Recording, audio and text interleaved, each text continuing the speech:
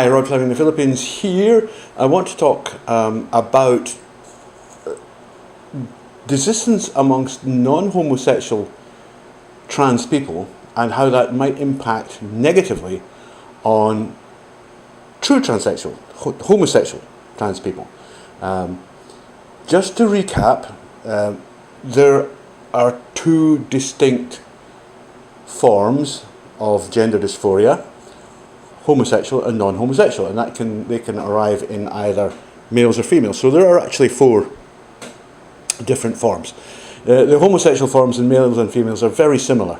They tend to appear in very early stages of youth, 2 to 4 years old. They have very strong cross-sex identification. They'll show gender and non-conforming behaviours from very early on, and these will be consistent and persistent. This will progress to childhood gender dysphoria, in which they express extreme discomfort at appearing to be the sex that they were born as, and eventually, if left to themselves and given moderate support, they will transition. And they will normally transition successfully. Transition for an HSTS is the normal thing to do. It's a normal, natural, successful procedure to go through. It avoids them having to join any kind of subculture, like the new gay man subculture, in which they will be predated on. What happens is that in the case of males, they simply become women and disappear into society as women. And the opposite is true of males. Males will simply become men and nobody knows. And they don't join any kind of, underworld or subculture. They're part of mainstream society, living normal lives as what they feel themselves to be. Now, the other type are the non-homosexual type. Now, these have significant differences. To start with, their gender dysphoria does not set on as early as it does in the homosexual form. In the DSM, it says that 8, 9, 10 years old, that's the earliest that you're going to see someone who's going to develop full-blown non-homosexual gender dysphoria. Homosexual gender dysphoria is very similar between males and females. It's, basically males who have the sexuality and therefore the desired gender of women, and females who have the sexuality and desired gender of men. And this is really not politically correct at all. People hate this idea, but that's the way it is. It's been identified for over a century, and it's just political correctness that says, oh no, well, ignore it. It's just a lie, and it damages HSTS. The fact is that if you're a transgender homosexual, that is a highly feminine male or a highly masculine female, you probably are better off just transitioning. You might have an easier life. You won't be part of the gay lifestyle. You'll just be living a normal life in society as a normal woman or man. The non-homosexual forms aren't like that. The male non-homosexual form is called autogynephilic, which is a man's love of himself as a woman, or a man's propensity to be aroused at the thought or image of himself as a woman. And then there's the female type. And nobody's really sure what that is. But we'll come back to it. We'll discuss it. What we do know is that it's not the same. They're not the same as the homosexual forms. And we also are seeing very clearly that within them, desistance is much, much, much more common. In the male form, autogynephilic, which is the one we know most about, the fact is that it's characterized by really weak self-ideation. These people really don't know if they're men or women. If you understand the etiology of the condition, what happens is that they become attracted to their own selves in some way, which has a underlying sexual reason. And they reward this through various forms of stimulation. It's often masturbation, but it might not be. It could just be acceptance as being a woman if you're a male. And eventually this forms a second character. In very blunt terms, a straight man becomes attracted to himself, but he's straight, so the person he's attracted to can't be a man, so he invents a woman to be in love with. And that's putting it very bluntly, but that's really what happens. And so you get this second character developing within the mind of the non-homosexual male transitioner. And these two are always in competition. Always. They're constantly in competition with each other.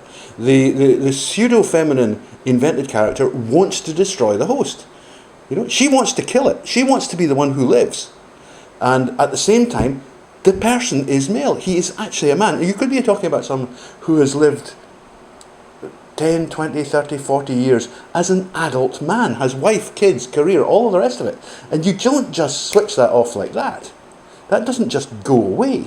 So there's this constant tension between the two forms. And it's totally absent in the HSTS, in the homosexual, transsexual, homosexual gender dysphoria form. There's no conflict. There's only one person inside an HSTS brain. It's just that she isn't the sex that you would expect her to be. That's it. That's all. Right? In AGPs, they're constantly conflicted.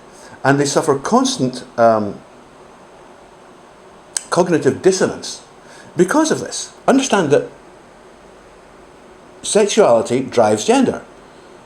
If you're a man, then you want a straight man and you want to attract women, then you appear to be a man in order to attract women. Right? That's one half of the non-homosexual AGP male character. The other character is a woman, or thinks it's a woman, but it's a pseudo-woman. It's not a fully realised woman.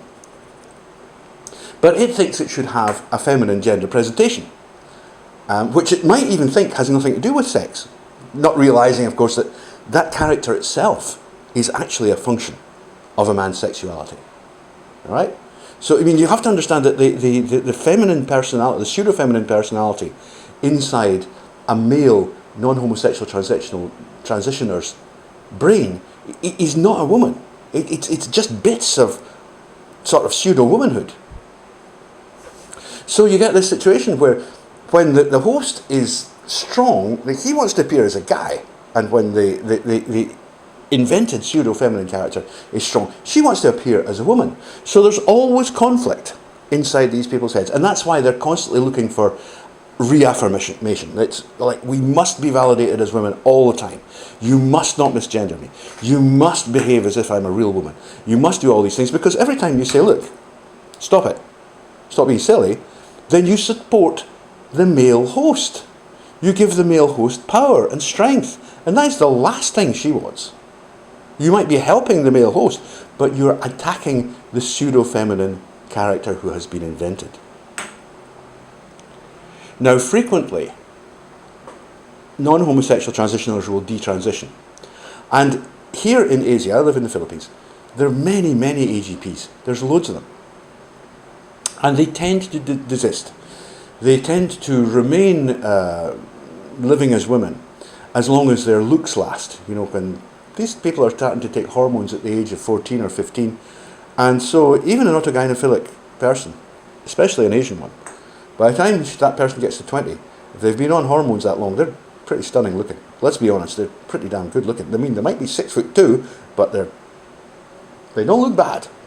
And when you put on all the makeup and all the dresses and da-da-dee-da-dee-da, and they perform in cabaret, or they do the so-called transgender pageants and things like that, and they win, you know, they get all this validation from this. It's like, yeah, I'm a really beautiful woman, I'm a really beautiful woman. But when their looks fade, you know, when they hit mid-30s and they start developing a paunch, and they maybe start to go a little bit male pattern baldness, and it all starts to catch up with them because maybe they haven't been as, you know, careful with the hormonal regime as they should have been, they just desist. They stop. They go, all right, that's it. I'm going to stop. And that's what they do. I mean, maybe they occasionally get their glad rags out for a party from time to time. But the profile is that most of them will just get married and have kids. And it's over. It's part of their past. I'm going to come back and discuss the female non-homosexual form. It seems rather different. It's much more social in nature than sexual. But nevertheless, it does have the same quality of a confused ideation, which is unstable. And so there's still this risk of desiring to desist. And we're seeing a lot of it coming forward now. We're seeing a lot of cases on YouTube of young females who've been through the, the surgery production line. They've had all their surgeries, they've been on hormones, their bodies are effectively ruined. Turning around and saying, wait a minute, I'm not even lesbian, and I'm certainly not a man. What happened to me? What did I allow to happen to my body? And all that's happened here is that their host has taken back control. They had a pseudo-masculine character that, for various reasons that are still not fully understood, had been formed inside their heads. And then it went away. Why did it go away? We don't know. We don't understand the female form as well. The triggers are less well understood. But it's clear that what is happening here is that people are identifying as men, women are identifying as men, having all the surgeries and everything else like that, and then suddenly going, wait a minute, no, I'm actually not a man. And then wishing to desist. Because the male form is much better known. Desistance has been around for a long time. We've been well aware of it for at least 15 years. And on YouTube now, my attention was drawn to a number of cases where you see clearly autogynephilic transitioners. They're obviously not HSTS. And when they tell you their life stories, oh, my wife says this and my wife says that, they're married men. HSTS males are never married men, not ever, because they've been totally homosexual from the age of 2. You know? Yet we constantly conflate these two types. And so people are on YouTube saying, well, you know, people shouldn't transition, you know, because look at me, I'm desisting and my wife's supporting.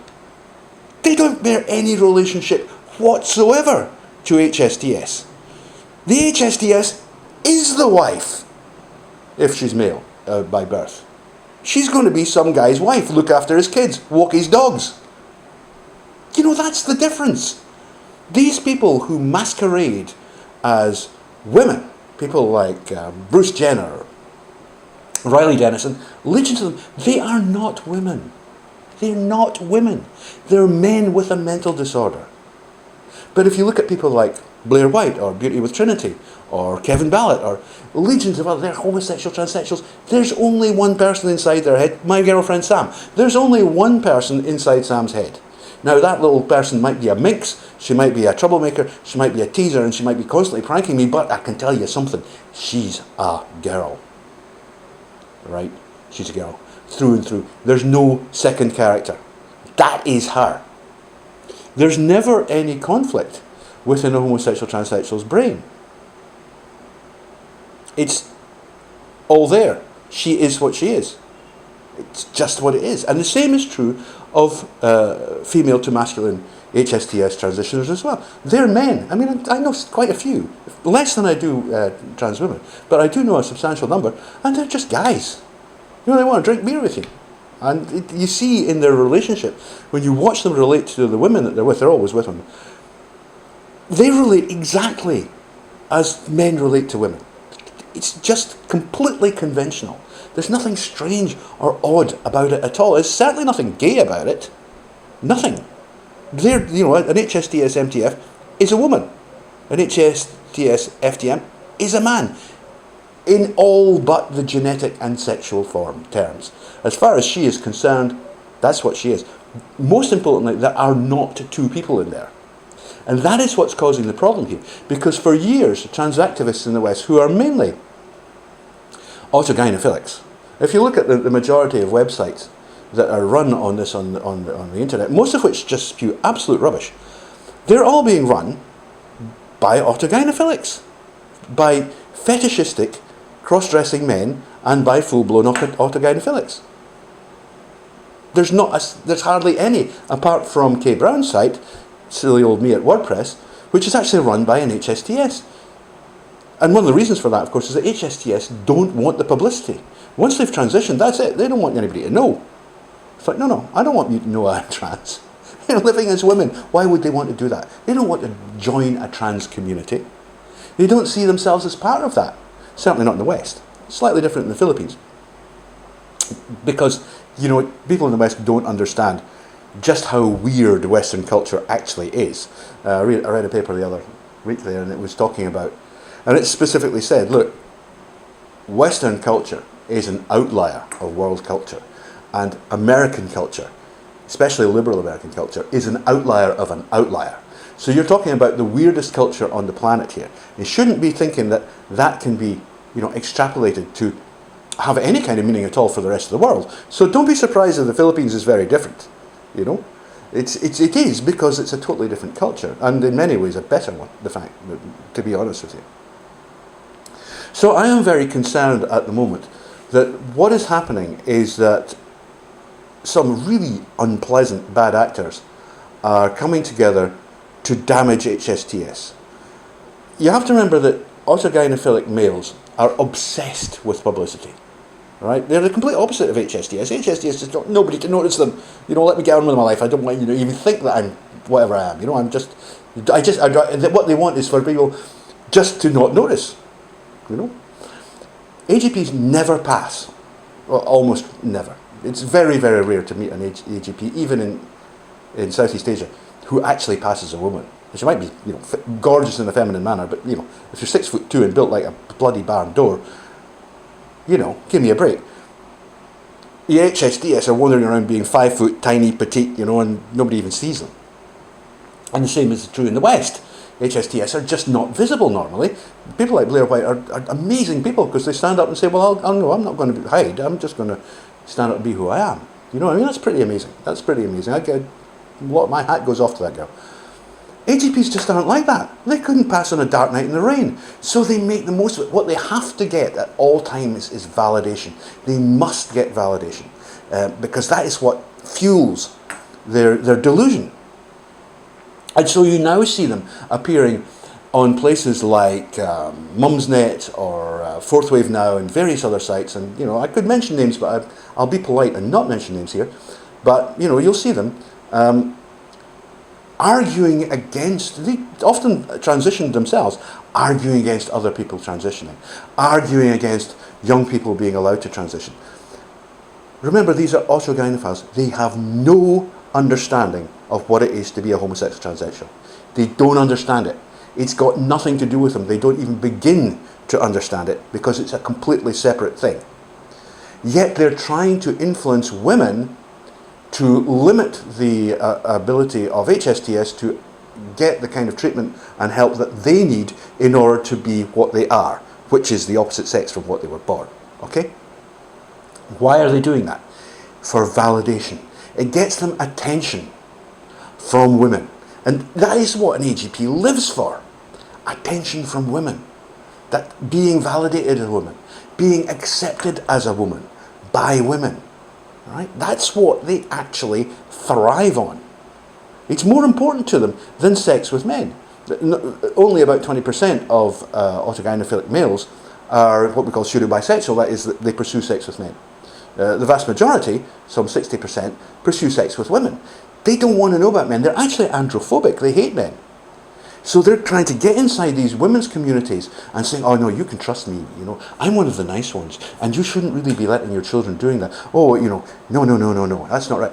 And they are deliberately attempting to destroy the lives of HSTS who need to transition in order to fuel their own delusion.